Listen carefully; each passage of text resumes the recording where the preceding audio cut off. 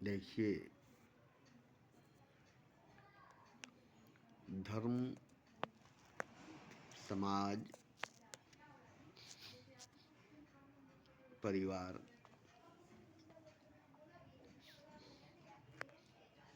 यही सिखाती है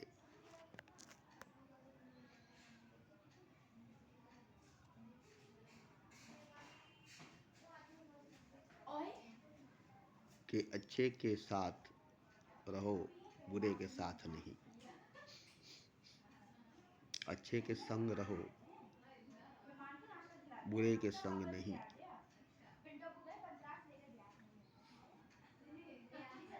माँ बाप भी यही आदेश देते हैं। स्कूल, मदरसे, पाठशाले भी यही पढ़ाते हैं। मजहब, समाज, पीर, पैगंबर, अवतार यही बताते हैं।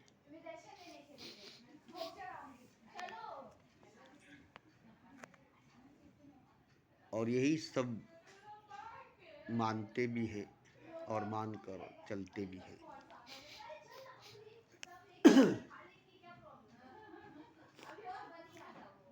और यही वजह है कि कोई भी इंसान महान नहीं बन सकता, अजीम नहीं बन सकता।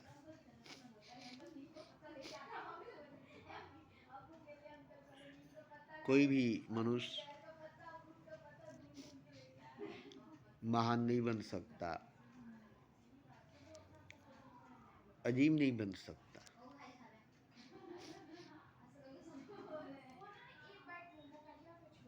विराट नहीं हो सकता। क्षुद्र बन करके रह जाएगा। क्षुद्र बन करके रह जाएगा। मामूली, अदना। बस इसी वजह से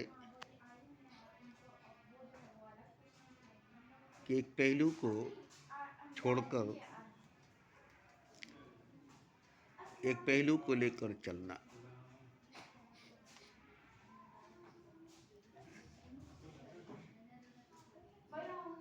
एक पहलू को छोड़कर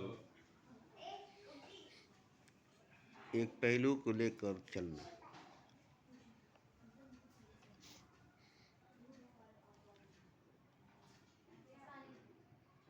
जिंदगी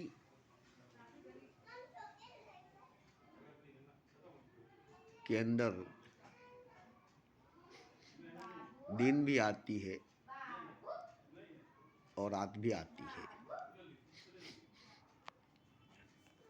तो दिन भर भी हम जीते हैं और रात भर भी हम जीते हैं, मगर दिन भर हम जाग करके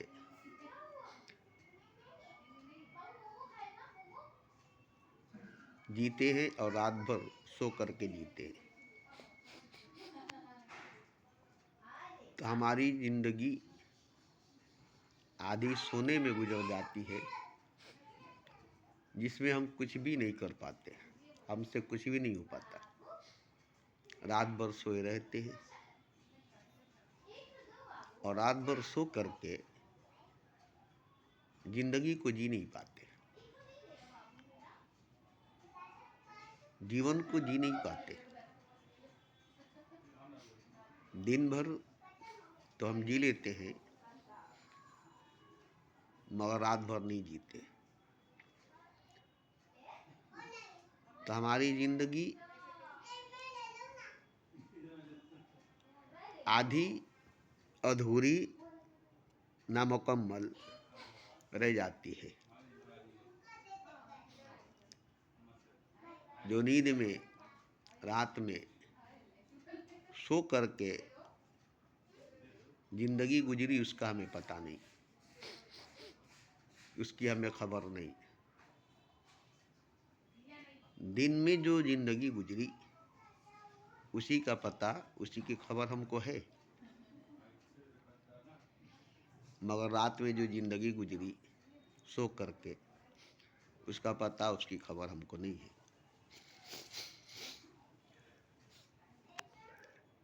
तो कभी कोई बड़ा काम करता है तो रात दिन एक कर देता है उस बड़े काम को करने के लिए।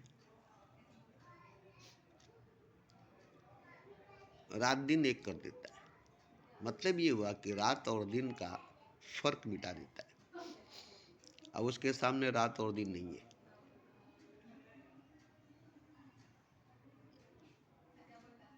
रात और दिन एक कर देने का मतलब हुआ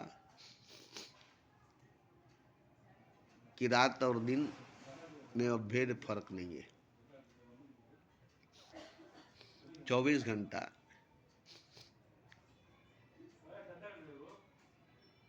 उसके लिए दिन है, 24 घंटा में उसके लिए रात नहीं है। तो जब भी कोई बड़ी काम की जाएगी तो उसमें रात दिन एक करना पड़ेगा। अब रात दिन एक करने का मतलब 24 घंटा काम करना पड़ेगा, और सिर्फ 24 घंटा ही नहीं बल्कि रोज 24 घंटा। अब यहाँ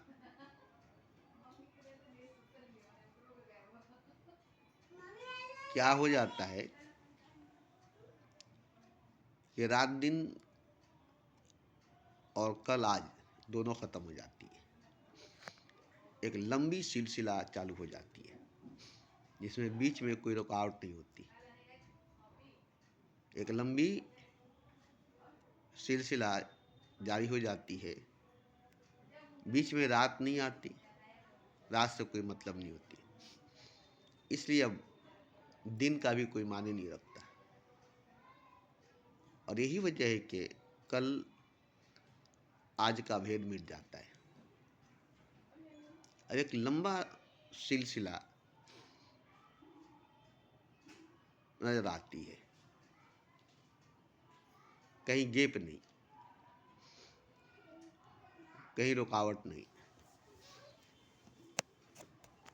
तो जब भी कोई बड़ी काम करनी की होगी तो रात दिन एक करना पड़ेगा। तब इसमें कुछ छोड़ने ही नहीं पड़ेगी, कुछ छोड़ना नहीं पड़ेगा, सब काम में आ जाएगी, सब काम आ जाएगा। रात भी काम में आ जाएगी, रात भी काम में आ जाएगी। इस तरह से दिन रात काम होती रहेगी। अब जो चीज समाज ने सिखाया, माँ बाप ने सिखाया, स्कूल मदरसा पाठशालों ने सिखाया, धर्म मजहब समाज ने सिखाया, पीर पैगंबर अवतार ने सिखाया, गीता कुरान ने सिखाया, वो अब खत्म हो जाएगी।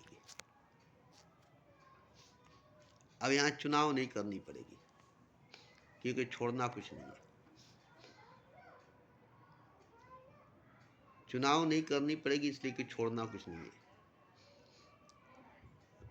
बुराई को भी नहीं छोड़ना है। बुराई भी उतनी ही माने रखती है जितनी कि अच्छाई माने रखती है। जहर को भी नहीं छोड़ना है। जहर भी उतनी ही माने रखती है जितनी अमृत माने रखती है। अब जहर अमृत में भेद नहीं होता, कोयले हीरा में फर्क नहीं होता, कीचड़ और कमल में फर्क नहीं होता, कांटे और गुलाब में फर्क नहीं होता, सब एक हो जाता है।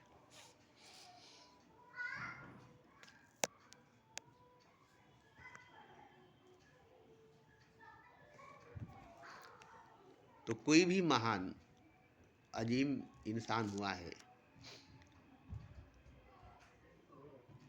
तो वो सब लेकर हुआ है, छोड़कर नहीं। चुनाव करके नहीं, अलग करके नहीं, सब करके हुआ है। कोई भी महापुरुष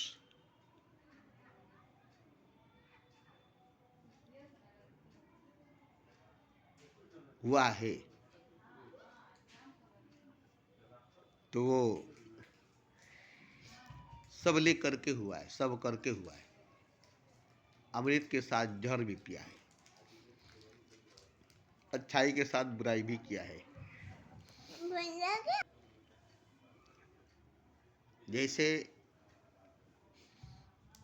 खाई है, गड्ढा है, और उस पर इमारत बनानी है, बिल्डिंग बनानी है, महल बनाना है, तो खाई को, गड्ढे को भरने के लिए कूड़े करकट, जिसे गंदा कहा जाता है, जिसे बुरा कहा जाता है, उसी से उसको भरनी पड़ेगी। जितने कूड़े करकट, बेकार की चीजें हैं, सब उस खाई में, उस गड्ढे में डाली जाएगी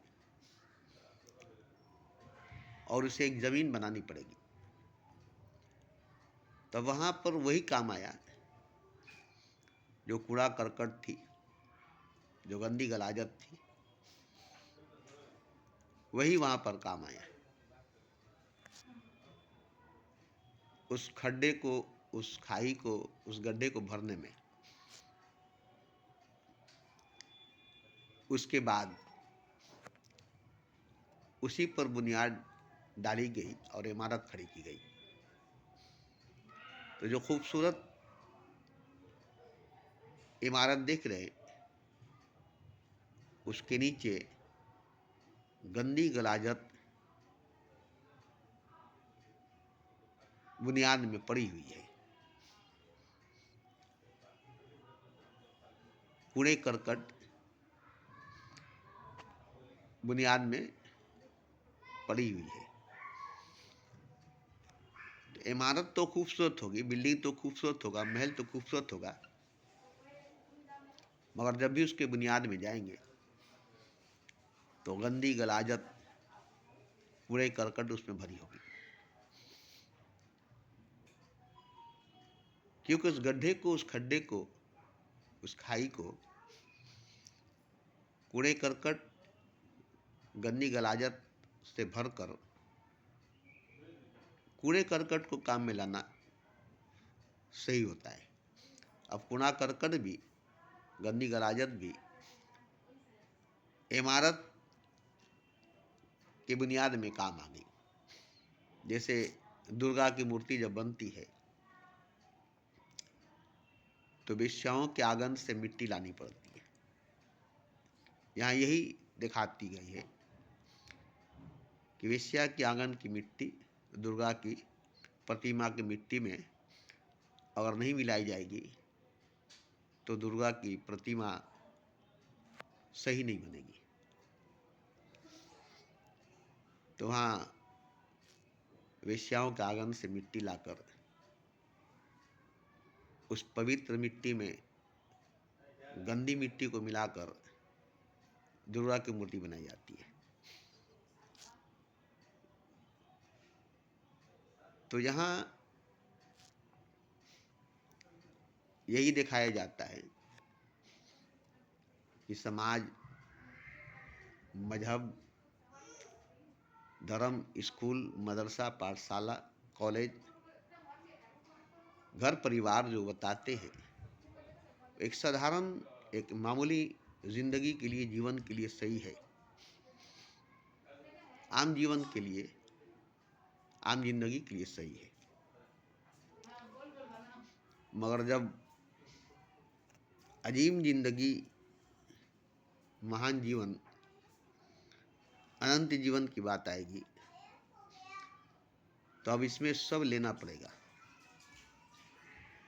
सब ले लेना पड़ेगा और सब काम आ जाएगी। सबका साथ, सबका विकास। अब किसी को छोड़कर विकास नहीं कर सकते, तरक्की नहीं कर सकते।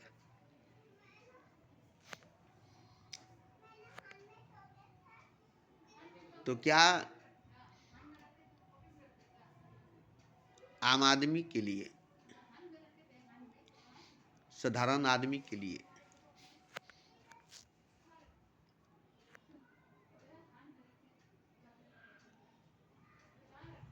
जो कुछ बताया समझाया जाता है, स्कूलों में, मदरसों, पाठशालों में पढ़ाया जाता है, धर्म में, मजहब में, पैगंबर अवतारों की जुबानी नियम कानून बताई जाती है,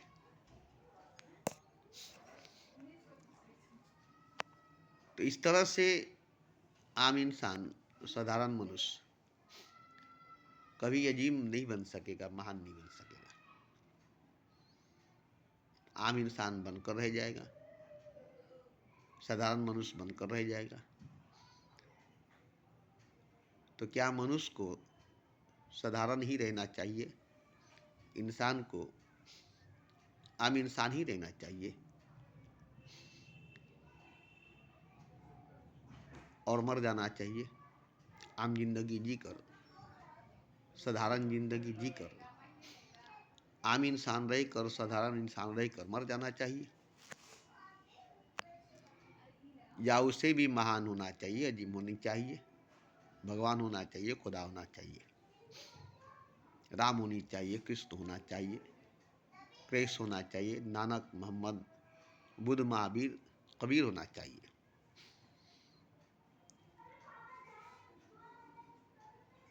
या आम जिंदगी जी करके मर जाना चाहिए, साधारण जीवन जी करके मर जाना चाहिए?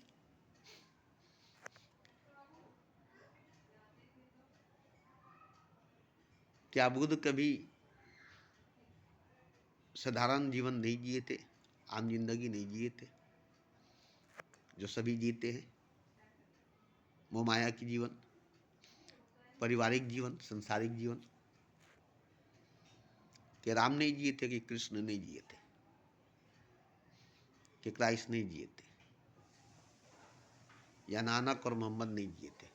ये साधारण जिंदगी, ये आम जिंदगी, ये मामूली जिंदगी, वो भी तो ये जिए थे। फिर वो क्यों महान जिंदगी, अजीम जिंदगी को हासिल किए? क्या उन्हीं पर लागू थी? उन्हीं तक महदूद था? उन्हीं की बपौती थी, उन्हीं की जागीर थी, और उन्हीं के लिए थी भगवान बनना, महान बनना, अजीम बनना? या हर मनुष्य, हर इंसान पर लागू है? हर मनुष्य, हर इंसान पर लागू है? तो मैं जहां तक जानता हूं कि खुदा बनना, भगवान बनना, अजीम बनना, महान बनना सबके लिए है। तरक्की का रास्ता सबके लिए है, विकास का रास्ता सबके लिए है। हर बीज के लिए जंगल बनना, सिर्फ पेड़ बनना नहीं है। हालांकि वो पेड़ ही बनेगा, पेड़ ही बनेगा, हर बीज पेड़ ही बनेगा, हर बीज पेड़ ही बनेगा, मगर वही जंगल बन जाएगा, वही जंगल बन जाएगा।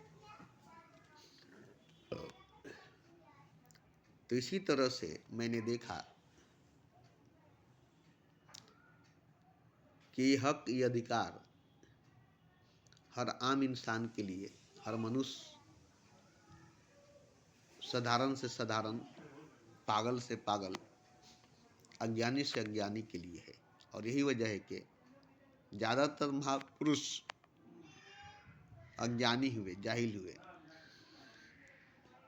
पढ़े लिखे नहीं हुए, ज्ञानी नहीं हुए, पंडित नहीं हुए। ज़्यादातर महापुरुष अनपढ़ गंवार जाहिल, रामकृष्ण परमहंस, कबीर, एकनाथ और भी बहुत से महापुरुष हुए जो नानक, मोहम्मद, जो पढ़े लिखे नहीं थे, मूर्ख अज्ञानी थे, कागज कलम छुए नहीं थे, स्कूल मदरसों में पाठशालों में गए नहीं थे, और वो अजीब इंसान, महान इंसान भगवान बन गए, खुदा बन गए। तो देखिए, मैं भी कभी आम इंसान था बचपन में, जवानी में, मगर आज मैं एक आम इंसान नहीं हूँ। आज मैं एक आम इंसान नहीं हूँ, क्योंकि आज मैं जो इंसान हूँ वो एक अजीब इंसान है। वो एक अजीब इंसान है। भले ही देखने में आम इंसान है, भले ही देखने में मामूली इंसान है, जैसे पहले था वैसे ही आज भी है। देखने में जैसे पहले था वैसे ही आज भी है, मगर आज अजमत को हासिल करके, अजीम होकर के अजीब इंसान बन चुका है, जो आम इंसान की समझ से बाहर है। मेरी बात अच्छों को समझ में नहीं आती। क्यों? गीता की बात, कुरान की बात, बाइबल की बात, उपनिषद की बात, पैगंबर और तारों की बात समझ में आ जाती है। मेरी बात क्यों नहीं समझ में आती है? क्या मैं बकवास करता हूँ? नहीं, मैं आम बात नहीं करता, मामूली बात नहीं करता, अजीम बात करता हूँ, क्योंकि मैं अजीम हूँ। जैसे समुंदर से, सागर से तूफान निकलेगी, हवाएं नहीं, तूफान उठेगी, हवा नहीं। वहाँ से तूफान ही चलेगी, तूफान ही उठेगी, मानसून ही निकलेगी।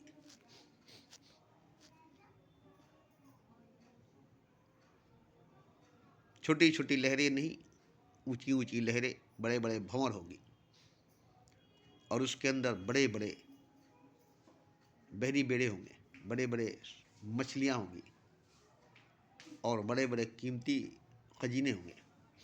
ये सब दरिया में, दरिया नील में नहीं होगी, ये सब नदियों में नहीं होगी, नालों में, नालियों में नहीं होगी। और उससे भी बड़ी बात, ये तो नीचे की बात है, सागर, मगर आकाश जिसके दामन में आप देख ही रहे, आकाश जिसके दामन में आप देख ही रहे कितने अनगिनत सितारे सैयारे हैं, जो बहुत बड़े बड़े हैं, और सबसे बड़ा आकाश, सबसे बड़ा आसमान है,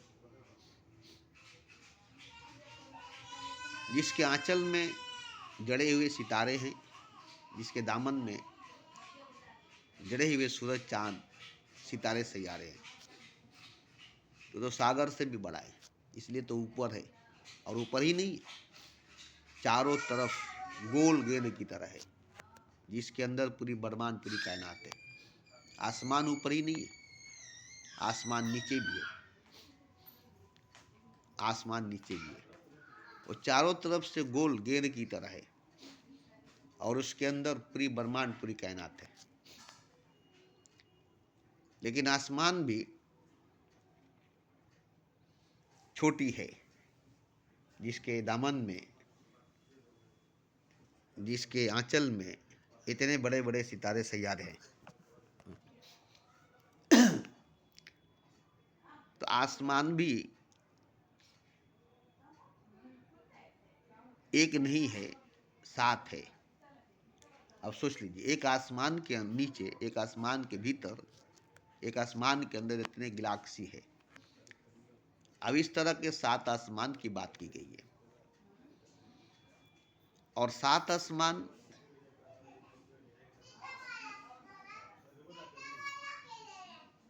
वो भी एक बड़ी अजीम ताकत के अंदर में है, एक बड़ी अजीम विराट शक्ति के अंदर में है। अब वो अजीम ताकत, वो विराट शक्ति, वो सुपर पावर जिसको कोई जानता नहीं है, कोई पहचानता नहीं है, कोई देखता नहीं है, मानता है, मंदिरों में उसकी पूजा, मस्जिदों में उसकी सजदा करता है, मगर वो अजीम सुपर पावर विराट शक्ति को कोई भी जानता नहीं है, जबकि वो हर जगह मौजूद है, दूर नहीं है, सब में समाया हुआ, हम में, तुम में, खर में, खम में, सब में बेपेराम। एक एक अणु के अंदर पूरा का पूरा वो है, एक एक जर्रे के अंदर पूरा का पूरा वो है, एक एक कंकड़ के अंदर पूरा का पूरा वो है, थोड़ा नहीं, थोड़ा नहीं। ये उसकी बहुत बड़ी करिश्मा है। हर कतरे में पानी है, समुंदर नहीं है, हर बूंद में पानी है, सागर नहीं है, हर कतरा समुंदर नहीं है, हर बूंद सागर नहीं है, मगर हर जर्रा खुदा है, हर कंकड़ शंकर है। कितना अजीम है, कितना विराट है, क्योंकि हर जर्रा खुदा है, हर कंकड़ शंकर है। अब शंकर अजीम है, खुदा अजीम है, तो ये मुझे 18 बरस में ज्ञान हो गया, बोध हो गया, और मैंने ऐलान कर दिया, मेरी बॉडी, मेरी जिस्म उस लायक थी जो बर्दाश्त कर लिया। उतनी बड़ी शक्ति, उतनी बड़ी ऊर्जा का तूफान अपने भीतर बर्दाश्त कर लिया।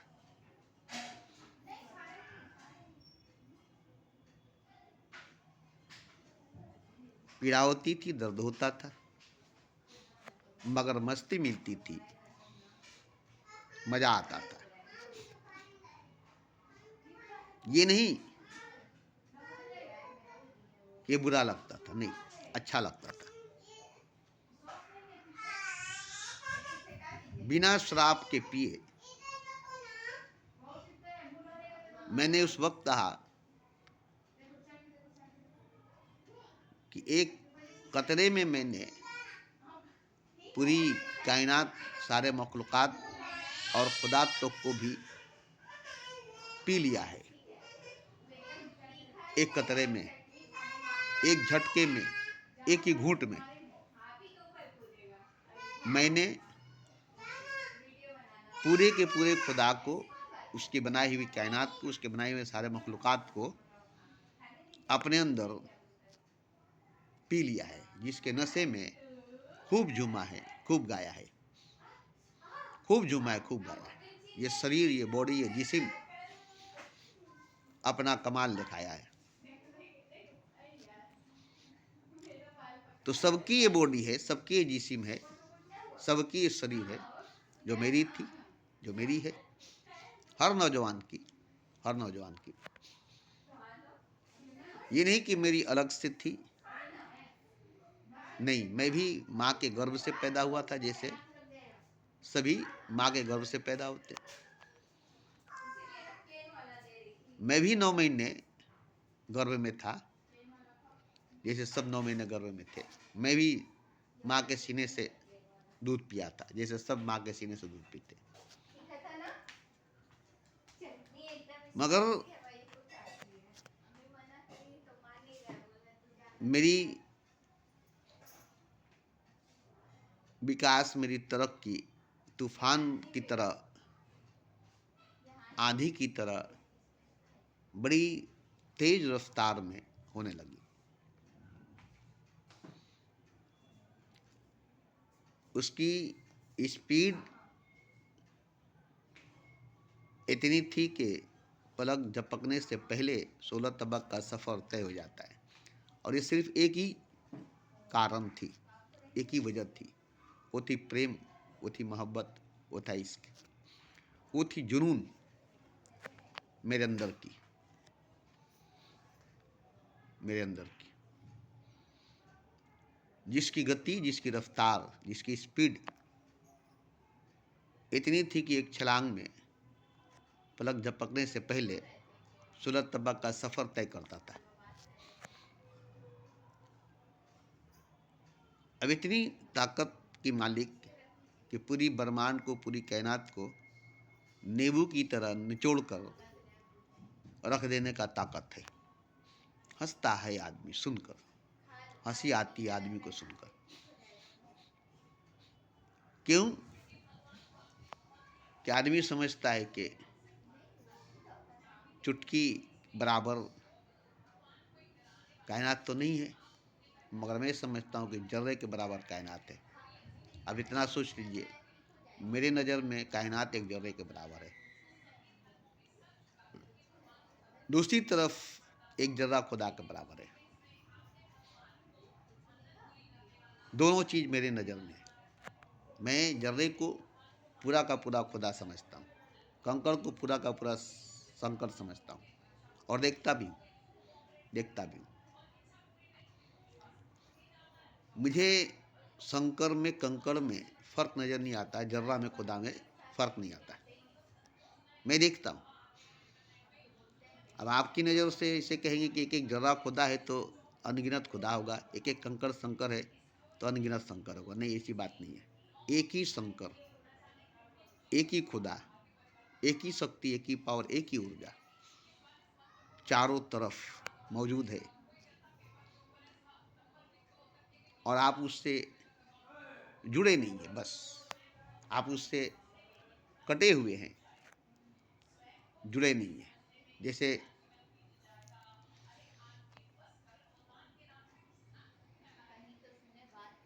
कोई इलेक्ट्रिक का प्लग निकाल दीजिए तो इलेक्ट्रिक से कट गया, और प्लग लगा दिए, स्विच मार दिए तो पूरा का पूरा वो पावर सप्लाई से जुड़ गया, पूरा का पूरा पावर सप्लाई से जुड़ गया। तो इसी तरह से जुड़ जाना, उस परम सत्ता, परम शक्ति से, अजीम ताकत से जुड़ जाना। कतरे को समुद्र से जोड़ दीजिए तो कतरा समुद्र हो जाएगा, बुध को सागर से जोड़ दीजिए तो बुध सागर हो जाएगा, जर्रे को कायनात से जोड़ दीजिए तो जर्रा कायनात हो जाएगा, बीज को जंगल से जोड़ दीजिए तो बीज जंगल हो जाएगा। तो ऐसे तो जुड़े होते हैं एक दूसरे से, मगर क्या है कि 0 0 0 पूरे ब्रह्मांड में लिख देंगे, टोटल करेंगे तो 0 होगा, मगर उस एक से जोड़ देंगे 0 को तो 10 हो जाएगा, उस एक से जोड़ देंगे 0 को तो 10 हो जाएगा, और उस 9 से जोड़ देंगे 0 को तो 90 हो जाएगा। तो 1 से 0 को जोड़िएगा तो 10 होगा, और 9 से 0 को जोड़िएगा तो 90 होगा। और दो आपके सामने है, एक 0 से 0 को जोड़ना और एक 0 को 90 से जोड़ना, 9 से जोड़ना। एक ही 9 है, और उससे बगल में 0 लगाएंगे तो 90, फिर लगाएंगे तो 900, फिर लगाएंगे तो 9000। जैसे जैसे 0 बढ़ाएंगे 9 9 ही रहेगा, मगर गिनती बढ़ती चली जाएगी। बस एक 0 के बगल से 9 को मिटा दीजिए, 9 को हटा दीजिए, जितनी 0 बढ़ाते चले जाइए टोटल 0 होगा। यही एक चीज़ है, 9 से जोड़ना, 9 से जोड़ना 0 को। तो 9 क्या है, उसी 9 को समझना है, एक को नहीं। एक को नहीं, 9 को। आप कहेंगे खुदा एक है, उससे जुड़ जाएंगे, तो वह नहीं। एक खुदा से जुड़ जाना 10 के बराबर होगा। तो 9 से जुड़ने का मतलब हुआ जो खुदा से बड़ा है। आप यकीन नहीं करेंगे खुदा से बड़ा कोई हो सकता है।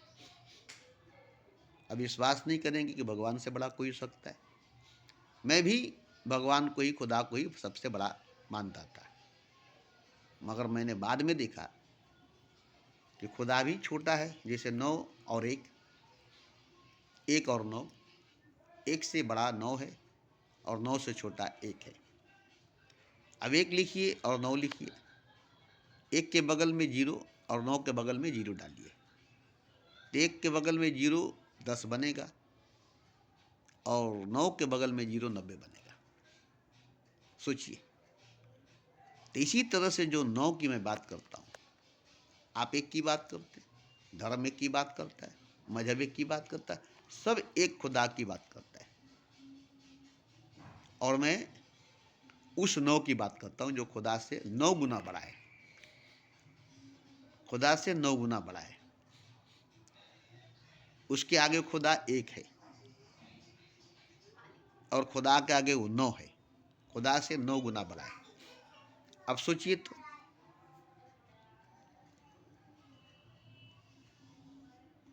तो जिसकी मैं बात करता हूं वो आपको तब तक समझ में नहीं आएगा जब तक आप मेरी तमाम बातों को भरोसे से, यकीन से मान नहीं लेंगे, उस पर कोई काट छांट नहीं करेंगे, कोई चुनाव नहीं करेंगे, किसी बात को छोड़ेंगे नहीं। जैसे कमल है तो कीचड़ के बगैर नहीं है, गुलाब है तो कांटा के बगैर नहीं है, दिन है तो रात के बगैर नहीं है, जन्म है तो मृत्यु के बगैर नहीं है, अच्छाई है तो बुराई के बगैर नहीं है, खुदा है तो शैतान के बगैर नहीं है, राम है तो रावण के बगैर नहीं है, कृष्ण है तो कंस के बगैर नहीं है, मोहम्मद है तो जहल के बगैर नहीं है, इब्राहिम है तो अब्राहा के बगैर नहीं है, मूसा है तो फिरौन के बगैर नहीं है। तो आप एक को चुन लेंगे, एक को छोड़ देंगे, तो आपकी आधी ताकत, अधूरी ताकत रह जाएगी, पूरी ताकत आपके पास नहीं आएगी। इसलिए छोड़ना नहीं है, रात दिन एक करना है, अच्छाई और बुराई को एक मानना है, कीचड़ और कमल को, कोयला और हीरा को, कांटा और गुलाब को एक मानना है और मान करके ही चलना पड़ेगा। इसलिए मेरी बात सब पर भारी पड़ जाती है। मेरी बात जितनी भी सुनेंगे मैं खुद हैरान होता हूँ, चाहता हूँ कि मैं हल्का करके कहूँ, मगर हीरे को जितना भी छोटा करेंगे उसकी कीमत सोने से कहीं ज़्यादा होगा। जैसे सोनार का कचड़ा भी बादाम से कीमती होता है, सोनार का कचड़ा भी बादाम से कीमती होता है, तो हीरा का टुकड़ा भी सोने से ज़्यादा कीमती होगी। हीरे का टुकड़ा सोने से भी ज़्यादा कीमती होगी, जैसे सोनार का कचड़ा बादाम से ज़्यादा कीमती होगी। तो इसी तरह से है मेरी बात। भारी क्यों है, वजनी क्यों है, आप पर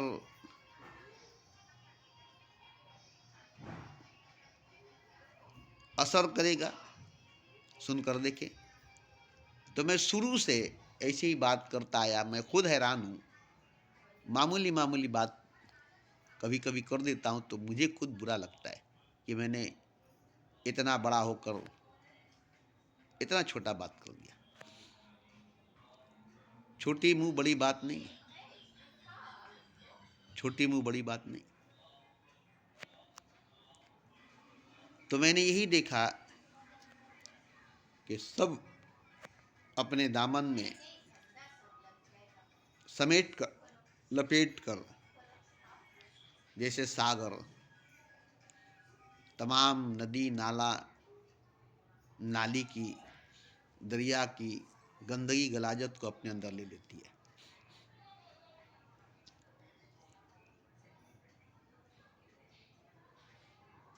ऐसे ही आपको अपने भीतर सब कुछ देखना पड़ेगा और सब कुछ स्वीकार करना पड़ेगा, एक्सेप्ट करनी पड़ेगी, कबूल करना पड़ेगा, तस्लीम करनी पड़ेगी, छोड़ना कुछ भी नहीं होगा। मैंने कई बार कहा कि जो आप खाना खाते हैं उसके अंदर पैखाना है, आप ये नहीं देखते। जो पानी पीते उसके अंदर पेशाब है, आप ये नहीं देखते। देखिएगा गौर से तो पानी के अंदर पेशाब है, खाना के अंदर पैखाना है। और जितनी भी बस्ती है सबके अंदर कब्रिस्तान है। आज जो मस्जिद के अंदर मंदिर या मंदिर के नीचे मस्जिद क्यों है? किसी मस्जिद के नीचे मंदिर निकला, किसी मंदिर के नीचे मस्जिद निकला। ऐसे ही बस्ती के नीचे कब्रिस्तान है, शहर के नीचे कब्रिस्तान है, जमीन के नीचे मुर्दे हैं, जमीन के ऊपर जिंदा है। और जितने मुर्दे जमीन के अंदर है वो अनाज बन करके,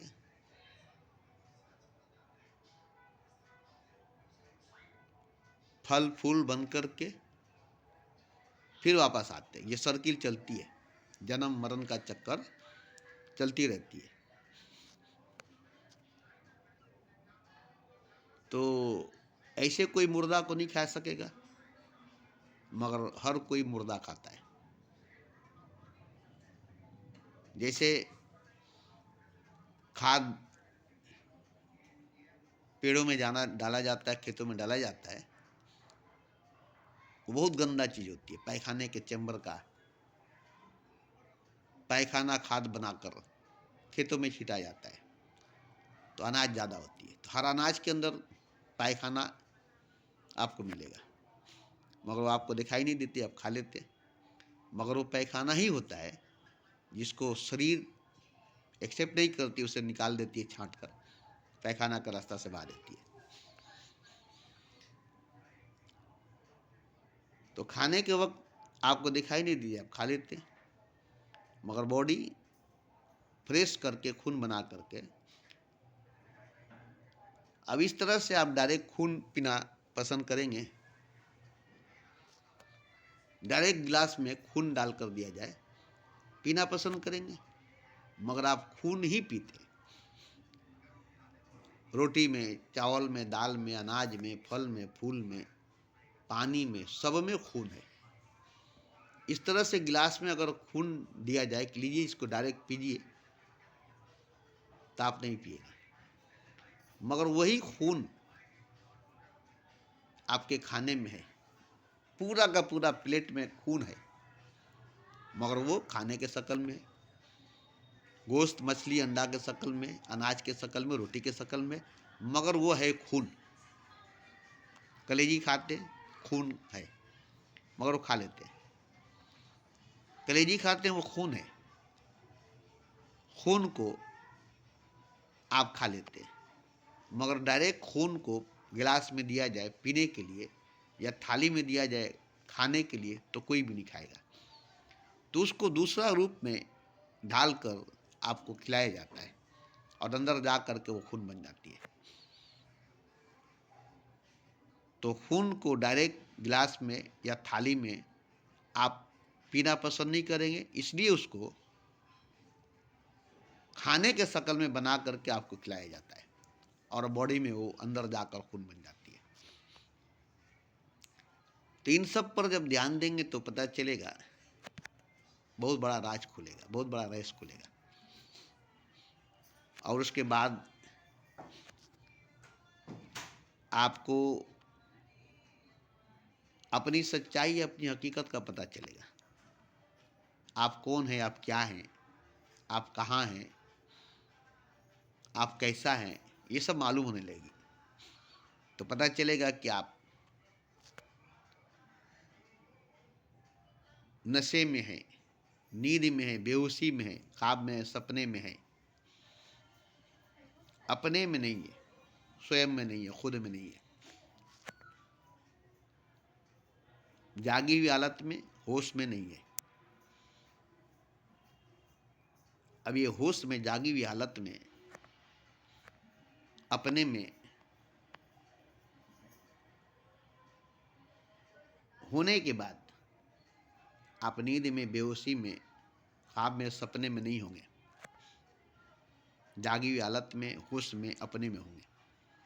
और मैं जागी हुई हालत में, होश में, अपने में हूँ। और आप नींद में, नशे में, बेहोशी में, ख्वाब में, सपने में। बस फर्क इतना ही है मुझ में और आप में। और ये सब मैं बोलकर आपकी नींद तोड़ना चाहता हूँ, बेहोशी तोड़ना चाहता हूँ, नशा तोड़ना चाहता हूँ, ख्वाब, सपना, बुत, सनम, भगवान, खुदा को तोड़ना चाहता हूँ, जिसको आप सीने से लगाए, जिसको आप कलेजे से लगाए, जिसको आप रूह में बसाए हैं, आत्मा में बसाए हैं, उसी को तोड़ने की बात करता हूँ मैं। बातों बातों में इतनी ऊर्जा, इतनी शक्ति, शब्दों में, लफ्ज़ों में इतनी ताकत भर देता हूँ कि आप कानों से सुनेंगे तो टूटना शुरू हो जाएगा, परत टूटने लगेगी, एक परत टूट जाएगी, एक एक परत करके टूटते जाएगी। आपकी नशा, बेहोशी, नींद, ख्वाब, सपना, बुत, सनम, खुदा, धीरे धीरे धीरे धीरे पूरी दुनिया आपकी टूट जाएगी। एक क़यामत की तरह बरपा होगी, आपके ऊपर पूरी की पूरी क़यामत टूट पड़ेगी। कौन चाहेगा? बसी बसाई दुनिया को कौन उजाड़ना चाहेगा? बनी बनाई दुनिया को कौन उजाड़ना चाहेगा? कौन सपने को, ख्वाब को, बुत को, मूर्ति को, सनम को तोड़ना चाहेगा? कोई नहीं, कोई नहीं। तो मैं खुद इसका शिकार था, जिसका शिकार पूरी दुनिया है, पूरी मानवता, पूरी इंसानियत है। मैं भी उसी का शिकार था, मगर मुझे वक्त ने, हालात ने, या और भी कई ताकतों ने मिलकर तोड़ना शुरू किया। मैं टूटता गया, मेरी बुत टूटती गई, मेरे ख्वाब, मेरे सपने, मेरे अरमान टूटते गए। बड़ी तकलीफ हुई, मगर आज मुझे जो खुशी होती है कि ये सब टूटने के बाद, ये सब छूटने के बाद जो सामने आई है, उसे कोई तोड़ नहीं सकता और कभी टूट नहीं सकता। जिससे मैं दूर था, जिससे मैं अनजान था, जिससे मैं महरूम था, जिससे आप दूर हैं, आप अनजान हैं, आप महरूम हैं, तो मैं तो वहाँ तक पहुँच गया, टूट टूट कर, बिखर बिखर कर, मिट मिट कर, उस गहराई में, उस बुलंदी पर पाँव तो रख लिया। मगर ये मेरी अपनी खुद की निजी बपोती जागीर तो नहीं है, इस पर सबका हक, सबका अधिकार है। बस यही वजह है कि मैं सबसे ये बात करता हूँ और सबको ये बात बोलता हूँ कि सब अपने अपने हक, अपने अपने अधिकार को पाले। और ये बहुत बड़ा चीज़ है, बहुत बड़ी चीज़ है, जन्नत से भी बड़ी, स्वर्ग से भी बड़ा चीज़ है। इसके आगे जन्नत, इसके आगे स्वर्ग झूठा पड़ जाएगा, इसके आगे भगवान, खुदा झूठा पड़ जाएगा। इतना बड़ा चीज़ है, इतनी बड़ी चीज़ है। और ये झूठ नहीं है, ये सच है, ये हकीकत है। इससे आप भले ही दूर हैं, मैं भी दूर था, आज मैं 62 साल की उम्र में हूँ और पूरी तरह से वहाँ मैं पहुँचा हुआ हूँ जहाँ मैं आज से 40 साल पहले नहीं था।